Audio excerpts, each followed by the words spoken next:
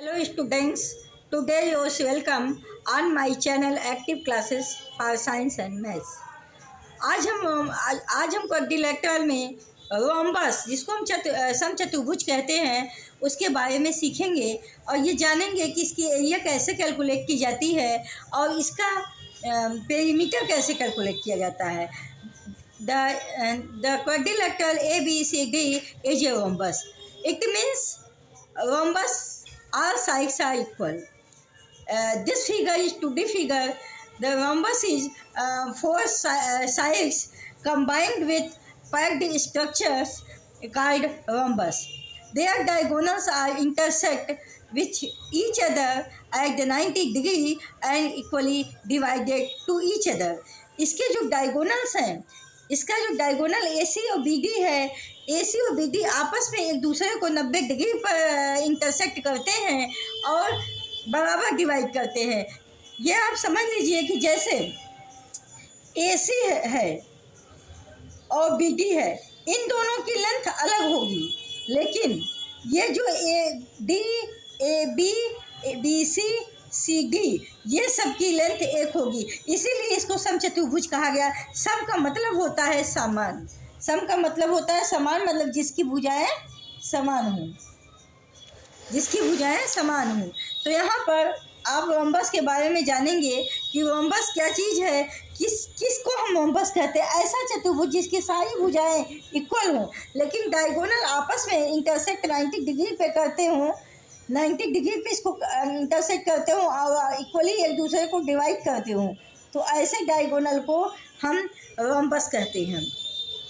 यहाँ पर देखिए कि अगर मान लीजिए AC आपको दिया गया है 6 centimetre, AC means diagonal D1, AC means AC is denoted by diagonal D1 और BD is denoted by diagonal D2। Value of AC is equal to 6 centimeter, value of BD is equal to 8 centimeter. We have to calculate area of rhombus. Area of rhombus is equal to होता है delta, किसी भी चीज़ की area delta से denote किया जाता है, is equal to होता है 1/2 D1 इंटू D2।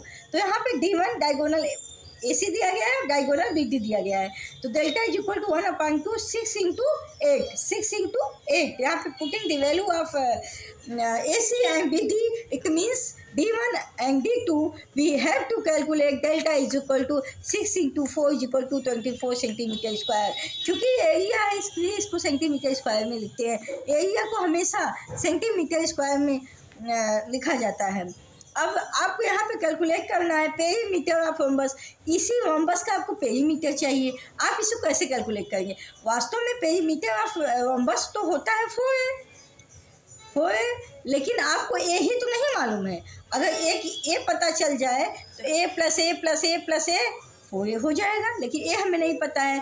तो ये जो रोम्बस बना है ये आपका it is form by the 4 right angle triangle. ये रोम्बस ABCD चार समकोण त्रिभुज से मिलके बना है। एक आपका होगा AOD, दूसरा होगा AOB, तीसरा होगा BOC, चौथा होगा DOC। तो आप एक ट्रायंगल पहले ले लीजिए, एक ट्रायंगल से ये आपका AD मान लीजिए कि आपका डायगोनल आपका साइड है, और अगर AOD में हम देखें तो ये आपका बेस हो जाएगा और ये आपका परपेंडिकुलर हो जाएगा और ये आपकी हाइपोटेनस हो जाएगी। तो पहले तो हम हाइपोटेनस अगर कैलकुलेट कर लें इस फार्मूले से, पाइथागोरस थ्योरम से कैलकुलेट करें अगर, तो A² मतलब हाइपोटेनस का square is equal to base का स्क्वायर। बेस आपका 3 होगा, AC 6 सेंटीमीटर है, AC का जब आप हाफ कर देंगे तो 3 सेंटीमीटर होगा, क्योंकि जब इक्वली डिवाइड करता है तो जितना AO होगा उतना OC होगा। तो इसका मतलब 6 का हाफ करेंगे तो 3 का स्क्वायर हो जाएगा इस ट्रायंगल में। इसी तरह आप जब BD मतलब D2 जब BD भी इक्वली डिवाइड कर रहा है तो इसी ट्रायंगल में अगर आप देखिए OD अगर निकालना हो तो आप D2 का हाफ कर देंगे 4, यानी OD आपका 4 हो जाएगा। तो A² मतलब हाइपोटेनस का स्क्वायर AD का स्क्वायर इज इक्वल टू 3 का स्क्वायर प्लस 4 का स्क्वायर। A का स्क्वायर इज इक्वल टू 3 का स्क्वायर 9, 4 का स्क्वायर 16, अब A का square is equal to 24। Add करेंगे 24 आएगा। ए का अंडर रूट स्क्वायर निकालेंगे इज इक्वल टू 5 सेंटीमीटर है, चूँकि लेंथ है इसलिए 5 सेंटीमीटर आएगा। अब आपसे को यहाँ से ए की वैल्यू पता चल गई, लेकिन ये हम किसकी बात की, इस बस के एक ट्रायंगल की बात की है, लेकिन यहाँ पे 4 ट्रायंगल है। तो चूँकि एक आपका ए की वैल्यू अभी तो एक डी का निकला है अभी, और जो एक डी की वैल्यू होगी चूँकि सारे साइड इक्वल है, इसीलिए हर साइड चाहे आप इससे निकालें चाहे इससे निकालें चाहे इससे निकालें, इस फार्मूले से वैल्यू आपकी वही आएगी, क्योंकि all the sides of rhombus are equal and diagonals are equally divided to each other and intersect at 90 degree. इधर भी 90 बनेगा, इधर भी 90 बनेगा, इधर भी 90, मतलब सब ट्रायंगल 90 डिग्री ही होगा इसमें, चारों ट्रायंगल। तो अब आपको पेरीमीटर रोम्बस निकालना है, तो इसको सीधा लिखिए 4 है। 4 ए की वैल्यू आप यहाँ से पा जाते हैं पाइथागोरस थ्योरम से, किसी भी ट्रायंगल से आप निकाल लीजिए। तो perimeter is equal to rhombus A B C D is equal to 4 है। 4 इंटू 5, 4 में जब 5 को मल्टीप्लाई करेंगे 20 आएगा, यह हो गया आपका 20 सेंटीमीटर। जब चूँकि ये लेंथ है, पेरीमीटर लेंथ है, तो इसलिए इसको हम सेंटीमीटर में ही लिखेंगे, यूनिट में इसकी सेंटीमीटर होगी, इसमें स्क्वायर नहीं होगा। और आप यहाँ पर देख सकते हैं कि वैसे भी a plus A plus A plus A 4 है। वैसे भी किसी भी चीज़ का अगर पेरीमीटर निकाला जाता है तो उसकी सारी साइड का सम कर दिया जाता है, सम कर देने का मतलब 4a हो गया। अब a की वैल्यू अगर आप यहाँ से कैलकुलेट कर लिए, putting the value of a in this formula we have to easily calculate the perimeter of the rhombus. 4a is equal to 4 into 5 is equal to 20 centimetre. इसी तरह मान लीजिए आपको एक साइड दी गई है और एक साइड ये दी गई, मान लीजिए आपको डायगोनल कैलकुलेट करना है, तो आप डायगोनल इसको कैसे कैलकुलेट करेंगे।